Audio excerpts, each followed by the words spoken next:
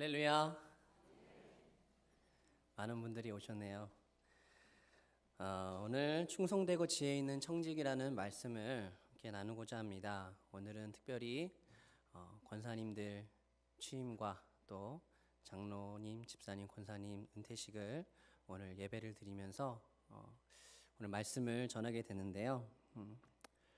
일단 하나님께서 죄인으로서 죽을 수밖에 없는 사람인 나를 택하셔서 독생자를 내어주시기까지 사랑으로 나를 구원해 주셨는데, 그것도 모자라 하나님 아버지의 나라와 영광을 위해 쓰임받게 해주셨다는 것은 너무도 기쁘고 감격적인 일이 아닐 수 없습니다. 오늘 여기 그렇게 하나님의 영광을 위해 쓰임받는 직분을 받으시는 분들이 계시고, 최선을 다해 감당하시고 맡은 직분을 완수하신 분들이 계십니다. 앞으로 맡겨진 직분을 온전히 감당하려고 마음에 다짐하고 결단하신 분들에게도 참 감사한 마음이고, 그동안 맡은 직분을 감당하고자 애쓰시고 헌신하신 분들에게도 감사한 마음입니다. 우리도 여러분들에게 그렇게 감사한 마음인데, 하늘 아버지께서는 얼마나 여러분들을 기뻐하시겠습니까? 이렇게 하나님께 쓰임받는 직분자들을 가리켜 말씀에는 청지기라 말씀하고 있습니다. 자, 그렇다면 우리는 어떤 청지기가 되어야 할까요? 충성되고 지혜 있는 청지기가 되어야 하는 것입니다. 그렇다면 충성되고 지혜 있는 청지기는 어떤 사람을 말하는 것인지, 누가 충성되고 지혜 있는 청지기가 될 수 있는지 말씀을 통해 나누어 보고자 합니다. 여러분, 혹시 여러분들 중에서 옳지 않은 일로 칭찬을 받은 일이 있습니까? 옳지 않은 일로 칭찬을 받은 일. 아마 생각해 보면 한두 가지 정도는 누구나 있을 것입니다. 저 같은 경우에는 중학생 시절에 영어 단어 쓰기 숙제를 너무나 하기 싫었습니다. 그래서 숙제를 미뤘어요. 그러다 숙제 검사하는 날이 다가오게 되었습니다. 그래서 숙제를 빨리 하는 친구가 있었는데, 그 친구에게 많은 먹을 것을 사줘가면서 대신 숙제를 하게 했습니다. 결과는 선생님께 잘했다는 사인을 받았습니다. 이게 옳습니까? 네, 옳지 않은 일이죠. 오늘 말씀에서도 이런 옳지 않은 청지기에 대한 말씀이 비유로 나옵니다. 청지기란 집을 관리하는 종을 뜻합니다. 그런데 오늘 8절 말씀에 보면 이렇게 얘기하고 있어요. 주인이 이 옳지 않은 청지기가 일을 지혜 있게 하였으므로 칭찬하였으니 하고 말씀하고 있습니다. 옳지 않은 청지기는 어떻게 주인에게 이렇게 지혜 있게 일을 하였다고 칭찬을 받은 것일까요? 오늘 이 말씀이 우리에게 주시고자 하는 뜻이 무엇인지 알아보도록 하겠습니다. 여러분, 지금 예수님은 제자들에게 비유로 말씀하고 있어요. 제자들아, 어떤 부자에게 한 청지기가 있는데, 그 청지기가 글쎄 주인의 소유를 제대로 관리하고 있지 않아서 그 이야기가, 그 소문이 주인의 귀까지 들린 거야. 그래서 주인은 그 청지기를 불러서 말하지, 내 이놈, 내가 들으니 나의 소유를 제대로 관리하지 않고 낭비한다는 말이 들리는데 이게 어찌 된 일이냐? 내가 하던 일을 정리해서 나에게 보고해. 만약 그것이 사실이거든 넌 해고야. 이 말을 듣는 청지기는 이제 걱정이 이만저만이 아니게 된 것이죠. 내가 이 일을 그만두면 이제 뭐라고 살아야 하지? 힘을 쓰는 일용직을 하자니 나이도 있고 힘도 없어서 못하겠고, 그렇다고 부모나 사람들에게 빌어먹자니 내 체면도 안 서고. 그렇게 고민하며 생각하다가 갑자기 번뜩이는 생각이 그 청지기에게 들었습니다. 우리 4절 말씀을 같이 한번 읽어볼까요? 우리 4절 말씀을 함께 읽어보도록 하겠습니다. 내가 할 일을 알았도다. 이렇게 하면 직분을 빼앗긴 후에 사람들이 나를 자기 집으로 영접하리라 하고. 그 옳지 않은 청지기가 생각하기를, 그래, 이렇게 하면 내가 이 직장을 해고당한 후에도 일할 곳이 생길 거야 라고 생각합니다. 그가 한 일이 무엇일까요? 우리 함께 5절에서 7절 말씀을 같이 함께 읽어보도록 하겠습니다. 주인에게 빚진 자를 일일이 불러다가 먼저 온 자에게 이르되 내가 제 주인에게 얼마나 빚졌느냐 말하되 기름 100마리니이다. 이르되 여기 내 증서를 가지고 빨리 앉아 50이라 쓰라 하고 또 다른 이에게 이르되 너는 얼마나 빚졌느냐 이르되 밀 100석이니이다. 이르되 내 증서를 가지고 80이라 쓰라 하였는지라. 자, 지금 청지기가 그 집주인에게 빚진 자들을 일일이 찾아서 불러냅니다. 그리고는 오는 사람들마다 빚을 얼마나 졌는지 확인하지요. 당신은 빚이 얼마요? 저는 500만 원 빚졌습니다. 그럼 그 증서에다가 250만 원이라고 쓰시오. 또 다른 사람이 옵니다. 당신은 얼마나 빚졌소? 저는 100만 원 빚졌습니다. 자, 그럼 빨리 그 증서에 80만 원이라 고쳐 쓰시오. 자, 여러분 지금 이 청지기가 무엇을 하고 있습니까? 자기 돈도 아니고 자기가 빌려준 것도 아닌데 그 빚진 것을 어떻게 해요? 탕감해 주고 있는 것입니다. 여러분 같으면 여러분이 주인이라면 이 사실을 알고 어떻게 하시겠습니까? 아예 그 청지기를 고소해서 감옥에 넣지 않겠습니까? 그러고도 남을 행동이지요. 그런데 주인의 행동이 어떻습니까? 8절 말씀 다 같이 한번 읽어볼까요? 8절 말씀입니다. 주인이 이 옳지 않은 청지기가 이를 지혜 있게 하였으므로 칭찬하였으니 이 세대의 아들들이 자기 시대에 있어서는 빛의 아들들보다 더 지혜로움이니라. 그 청지기를 고발하거나 감옥에 넣지 않고 오히려 이를 지혜 있게 하였다고 칭찬하고 있습니다. 왜 예수님께서는 이 이야기에 대한 결론을 이렇게 낸 것일까요? 자, 여러분 이 청지기의 비유는 지금 누구를 위해서 이야기한 것이라 그랬죠? 누구에게 예수님이 이야기하고 있습니까? 제자들에게 이 비유를 이야기하고 있어요. 이 청지기를 예수님은 지금 두 부류로 나눠서 이야기하시는데 그것이 바로 8절 말씀에 이 세대의 아들들과 그리고 빛의 아들들입니다. 두 부류로 나누는 거예요. 이 세대의 아들들과 빛의 아들들. 자, 그런데 문제의 핵심은 누가 더 지혜로운가에 있는 것입니다. 그 두 부류 중에 누가 더 지혜로운가? 자, 여러분 어느 부류의 사람들이 더 지혜 있어 보이십니까? 예수님이 말씀합니다. 8절 말씀에 이 세대의 아들들이 자기 시대에 있어서는 빛의 아들들보다 더 지혜로움이니라. 여러분 여기에 바로 문제가 있는 것입니다.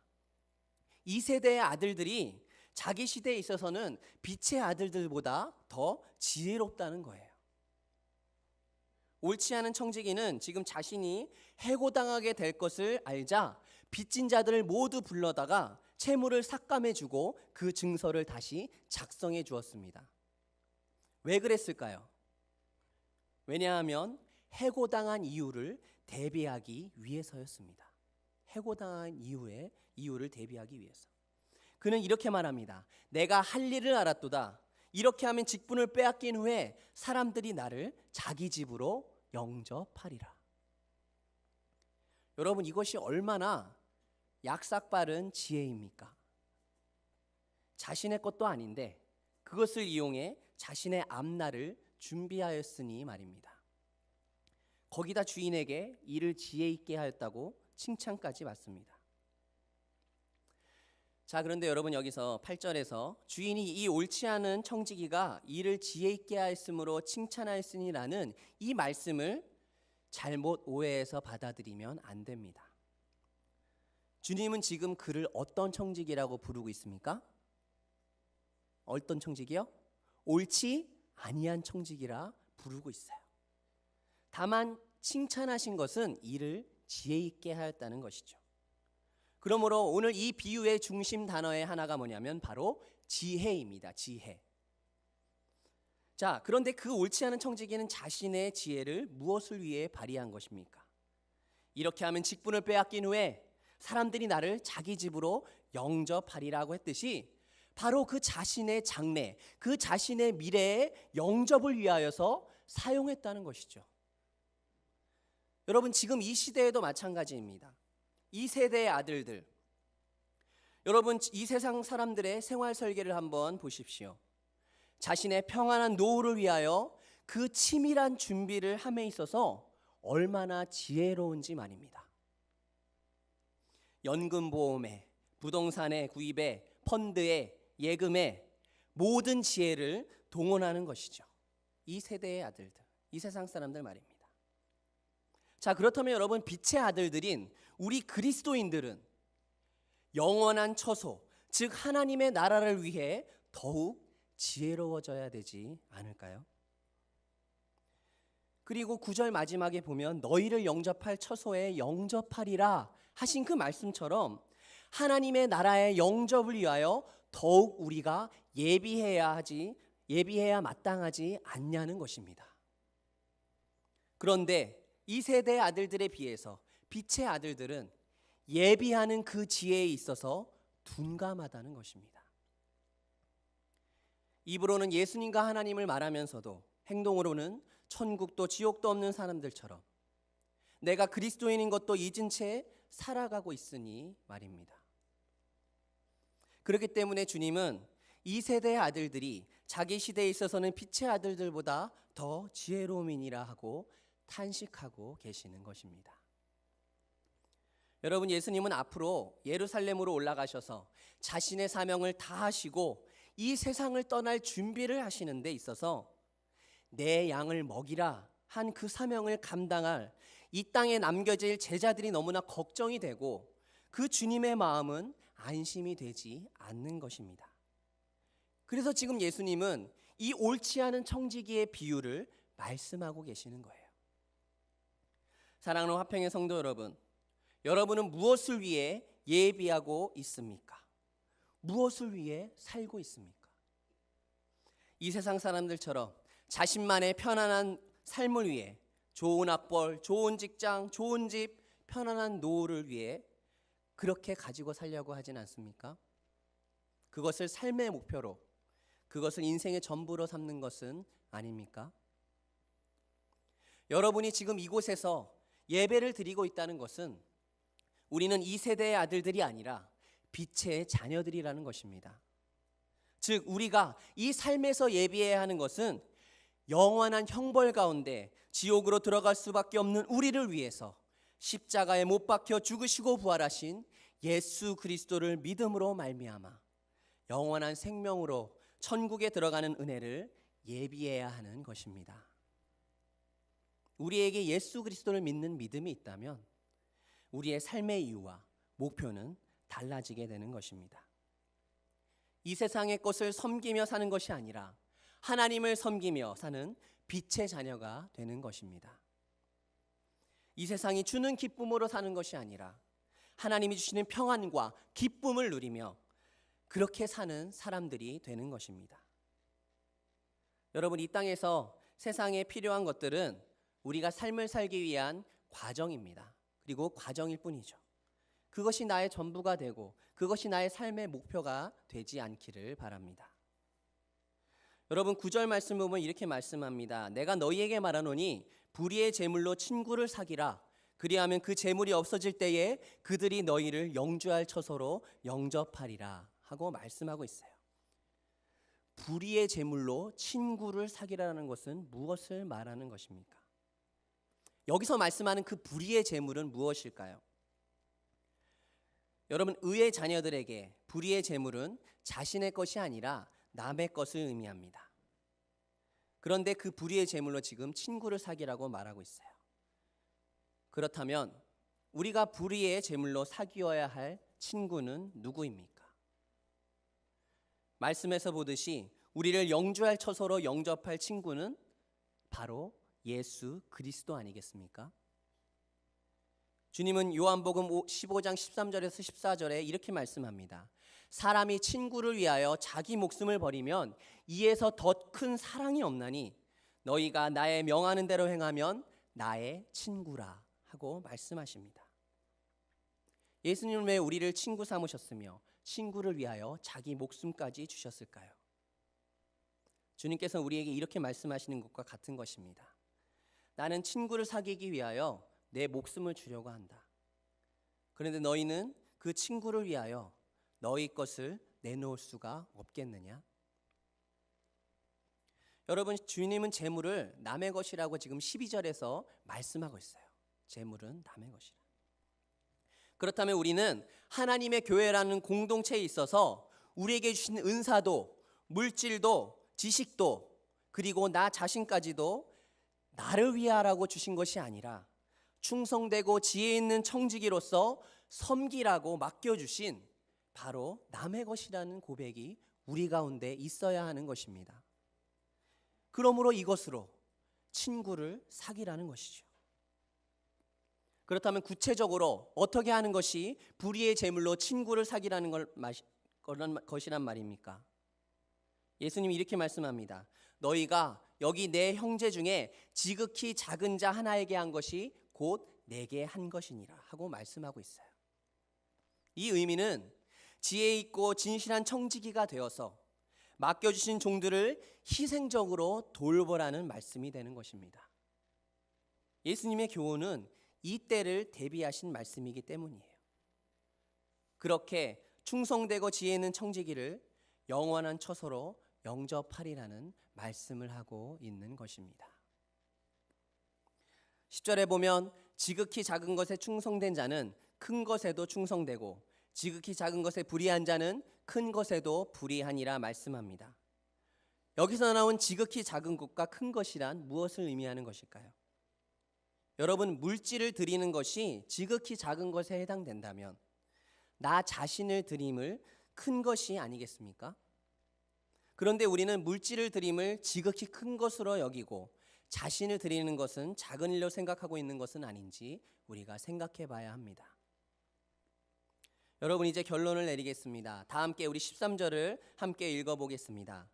13절입니다. 집 하인이 두 주인을 섬길 수 없나니 혹 이를 미워하고 저를 사랑하거나 혹 이를 중히 여기고 저를 경히 여길 것임이니라. 너희는 하나님과 재물을 겸하여 섬길 수 없느니라. 아멘. 여러분, 여기서 주님은 두 주인이라고 말씀하고 있습니다. 하나님은 유일한 주가 되시는데 재물을 또 하나의 주인으로 섬겨서는 안 된다는 말씀입니다. 왜 그렇습니까? 재물은 하나님의 나라의 건설을 위하여 친구를 사귀라는 데 사용하려고 주신 것이지 주인으로 섬기라고 주신 것이 아니기 때문입니다. 사랑하는 화평의 성도 여러분, 이제부터 빛의 아들들이 이 세대의 아들들보다 더 지혜로운 삶을 살아가야 하지 않겠습니까? 그 지혜가 무엇입니까? 우리가 영주할 처소, 바로 하나님의 나라를 예비하는 것입니다. 우리가 이 땅에 사는 삶을 사는 것은 하나님의 선하고 충성된 청지기가 되어 나에게 주신 것이 내 것이 아닌 우리에게 주신 은사, 재물, 지식, 그리고 나 자신을 통해 우리에게 맡겨진 영혼들을 돌보는 사람들이 되는 것입니다. 바라기는 나에게 주어진 이 땅에서의 삶이 나의 것으로 여기는 것이 아니라 남의 것, 즉 하나님의 것임을 우리가 고백하며 충성되고 지혜 있는 청지기의 삶을 감당하는 여기 모인 화평의 모든 성도님들 되시기를 예수님의 이름으로 간절히 소망합니다. 이렇게 기도하겠습니다. 아버지 하나님, 감사합니다. 오늘은 특별히 주님께서 주신 것으로 인하여서 우리에게 맡겨주신 그 은사들과 지식과 또한 모든 것으로 맡겨진 직분을 감당할 수 있는 귀한 은혜와 또한 지금까지 그 맡겨진 직분을 온전히 하나님을 섬김으로 끝까지 달려오시고 완수하신 우리 귀한 은퇴를 하시는 분들이 이 자리에 함께 모였습니다. 주님, 우리가 이 맡겨진 것들을 주님 부르시는 그날까지 친구를 사귀는 데 온전히 사용하며 주의 복음을 위하여 하나님의 나라를 위하여 온전히 일하며 나아갈 수 있는 우리 모든 화평의 성도님 될 수 있도록 인도하여 주시옵소서. 감사드리며 예수 그리스도의 이름으로 기도드립니다. 아멘.